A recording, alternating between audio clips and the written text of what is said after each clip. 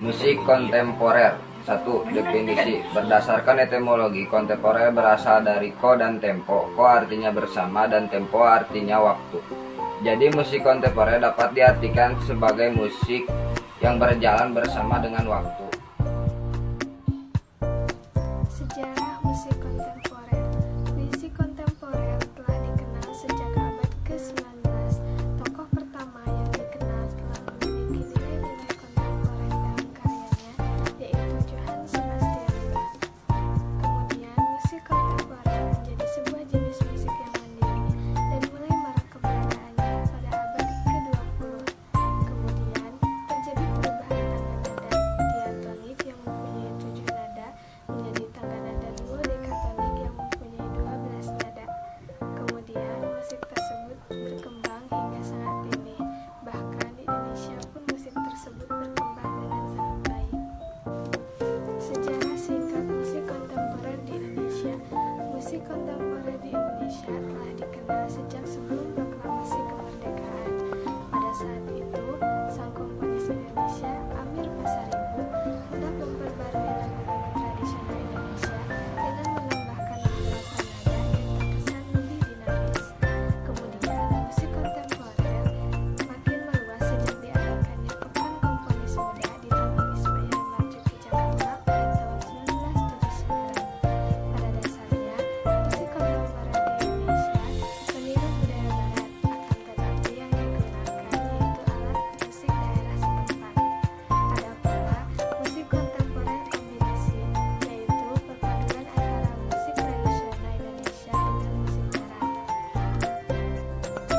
Perkembangan musik kontemporer di Indonesia. Perkembangan musik kontemporer di Indonesia baru mulai dirasakan pada tahun 1979. Melalui acara tersebut, komunikasi para seniman dari berbagai daerah dengan latar belakang yang berbeda lebih terjalin. Hingga hari ini, para komponis yang terlibat dalam acara tersebut menjadi sosok individu yang sangat memberi pengaruh kuat bagi para komponis kontemporer yang selanjutnya.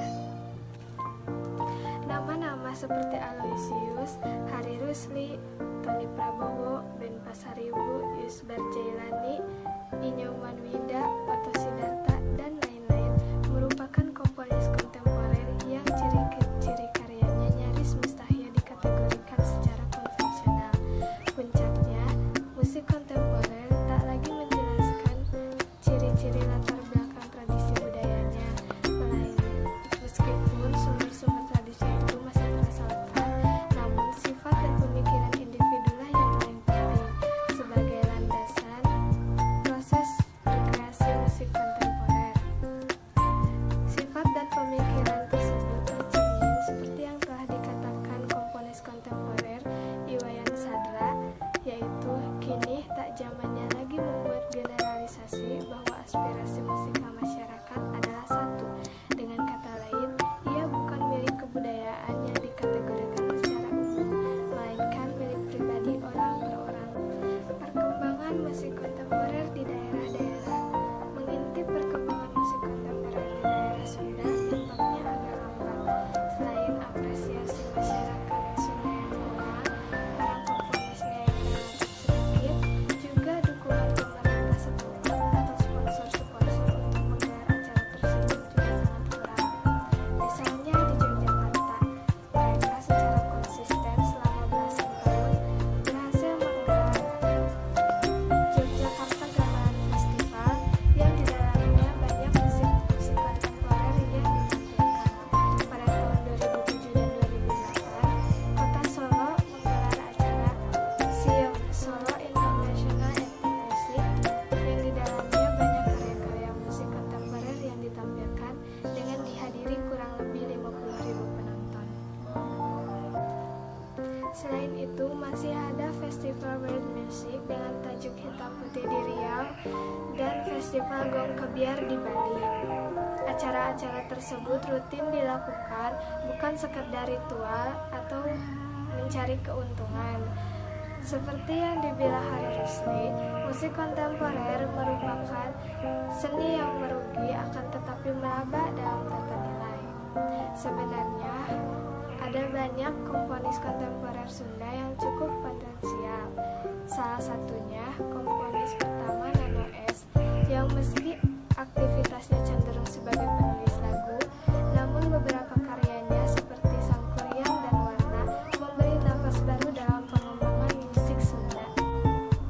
Komponis lain seperti Suhendi Afrianto dan Ismet Ruhimah sangat nyata upayanya dalam pengembangan instrumentasi pada gamelan Sunda.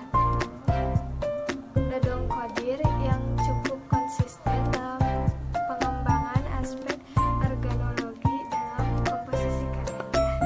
Ade Rudiana yang cukup sukses dalam pengembangan musik perkusi. Lilis Suparli yang memegang kuat prinsip dalam pengolahan idiom-idiom musik tradisi Sunda. Tokoh lain yang tak kalah penting seperti Dedi Satya Hadianda, Dodi Satya Eka Kusdiman, Oya Yukarya, Dedi Hernawan, Ayu Sutarma yang karya-karyanya cukup variatif dan memiliki orisinalitas yang dilihat dari aspek kompositornya. Assalamualaikum warahmatullahi wabarakatuh. Perkenalkan, nama saya Anissa Nurjana dari kelas 12 IPA 3 SMA Negeri 8 Tasikmalaya. Di sini saya akan mengajarkan unsur-unsur dalam musik kontemporer. Yang pertama, warna nada atau tangkalan, meliputi penekanan pada campuran suara dan perkusi memainkan peran utama. Yang kedua, harmoni. Dalam musik kontemporer dikenal istilah polychord atau polytonation, yaitu 2 kunci nada terdengar dalam waktu yang sama, bahkan sampai 4 kunci nada. Kemudian tone cluster yang dihasilkan dari suara piano. Yang ketiga, ritme merupakan salah satu musik kontemporer yang paling mencolok. Ritme yang membangkitkan semangat dan kegembiraan. Kemudian polyrhythm, yaitu penggunaan 2 ritme yang kontras dalam waktu yang bersamaan. Yang terakhir, terdapat kelompok ketukan yang tidak beraturan.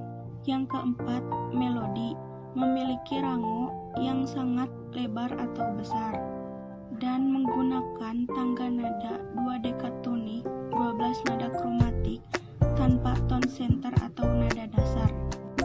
Itu saja yang dapat saya sampaikan mengenai unsur-unsur dalam musik kontemporer. Mohon maaf bila ada kesalahan. Karakteristik musik kontemporer. Yang pertama, melodi lirik lebih sedikit. 2. Adanya harmoni yang disonan. 3. Ritme yang kompleks. 4. Tempat terdapat banyak suara perkusi. 5. Suara alat tiup juga lebih banyak. 6. Penggunaan suara sintesis elektronik. Selanjutnya, ciri-ciri musik kontemporer. Yang pertama, tema yang tidak biasa seperti tetabuhan sungut.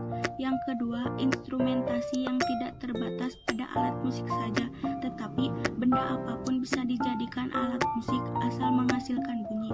Yang ketiga, partitur atau tulisan musik menggunakan notasi auditif dan notasi tindakan. Dan yang terakhir, teknik garapan, menciptakan sendiri tata gramatika dan idiom musiknya.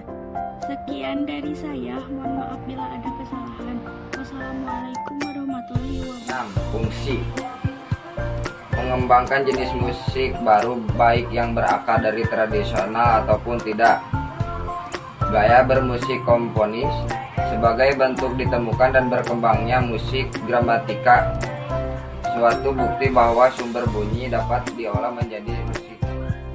Konsep berkreasi musik kontemporer. 1. Pemikiran individu-individu sebagai landasan dalam kreatif musik kontemporer. 2. Karena individu, maka perkembangannya pun sangat beragam. 3. Terkesan aneh, nakal, dan urakan. Tokoh-tokoh musik kontemporer yang ada di Indonesia. Di antaranya, yang pertama, Slamet Abdul Syukur. Nama lahir Sukandar. Ia lahir di Surabaya pada tanggal 30 Juni 1935 dan wafat di Surabaya pada tanggal 24 Maret 2015. Ia berprofesi sebagai komponis. Selain itu, ia juga pernah mengajar di beberapa universitas, yaitu Institut Kesenian Jakarta, ISI Surakarta, dan Universitas Pendidikan Indonesia. Selamat Abdul Syukur merupakan pelopor musik kontemporer yang minimalis. Ia menciptakan musik dari bahan sederhana dan minim. Ia telah menerima gelar Tanda Kehormatan Presiden kelas Satya Lancana Kebudayaan tahun 2016. Dari sekian banyak karyanya, hanya Daun Puluslah yang tersohor di Indonesia. 2. Hari Rusli.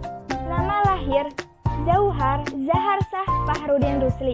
Ia lahir di Bandung pada tanggal 10 September 1951 dan wafat di Jakarta pada tanggal 11 Desember 2004, tepat di usia 53 tahun. Ia berprofesi sebagai musisi dan budayawan. Selain itu, ia juga merupakan seorang guru dan seniman yang berkualitas. Nama Hari Rusli melambung lewat grup musiknya yaitu The Gang of Hari Rusli melalui album perdananya yang bertajuk Filosofi Gang. Karya musiknya yang terkenal yaitu musik rumah sakit, Ferentis, musik sikat gigi, opera ikan asin, dan opera kecoa. 3. Djaduk Perianto. Nama lengkap Gregorius Djaduk Perianto. Ia lahir di Yogyakarta pada tanggal 19 Juli 1964. Ia berprofesi sebagai seniman. Djaduk merupakan seorang aktor dan seniman musik Indonesia asal Yogyakarta. Bersama dengan sang kakak, ia mendirikan kelompok kesenian Pua Etnika. Ia juga mengolah musik keroncong dengan membentuk Orkes Sinten Remen. Ia sempat mengalami diskriminasi sejak 1979 karena pembedaan label dan baru bisa masuk industri nasional pada tahun 1996 di acara Dua Warna RCTI. Ia juga diberi penghargaan sebagai pemusik kreatif serta menyabet juara pertama musik humor tingkat nasional dan penghargaan lainnya. 4. Inyoman Winda. Ia lahir di Gianyar, Bali pada tanggal 13 Juli 1956. Ia berprofesi sebagai seniman dan budayawan. Selain itu, ia juga mengajar di Institut Seni Indonesia Denpasar, Bali. Inyoman Winda telah akrab dengan suara gamelan, tembang yang energik, tarian yang penuh gerak, dan keanekaragaman bunyi. Beberapa karya Inyoman Winda diantaranya Sangkep, Palapa 1 dan Palapa 2, Bali Age, Gita Nusantara, Jagad Anyar, dan masih banyak. 5. Aloysius Suwardi. Ia lahir di Sukoharjo pada tanggal 21 Juni 1951. Ia berprofesi sebagai musikus dan ia juga mengajar di Institut Seni Indonesia Surakarta. Al-Suwardi dikenal lihai menjadi reparator dan modifikator alat-alat musik gamelan lama dan baru. Ia menciptakan alat musik gambang dan genrer makro dari bahan-bahan keseharian seperti bambu, kutu, air, metal, dan barang-barang bekas. Gamelan genta sudah lama dianggap mati di Kerajaan Solo, sehingga Al-Suwardi bersusah payah untuk membuat gamelan genta baru yang diberi judul Suara Genta. 6. Royke. Royke merupakan seorang musisi yang secara khusus mengeksplorasi musik-musik kontemporer dengan media perkusi dan alat-alat musik akustik.